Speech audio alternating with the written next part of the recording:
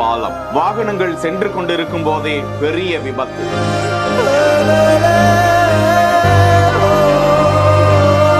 உயிர் பலிகள் எத்தனை! வதோதரா ஆற்றில் கவிழ்ந்து விழுந்து மாண்டு போன உயிர்கள்.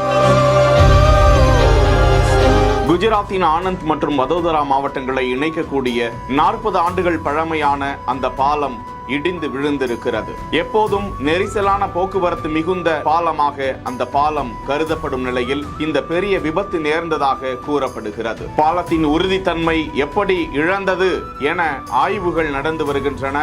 அந்த பகுதியில் மீட்பு பணிகள் துரிதமாக நடந்து வருகிறது. 9 உயிர்கள் இதுவரை உயிரிழந்த நிலையில் மீட்கப்பட்டுள்ளதாக தகவல்கள் கூறுகின்றன.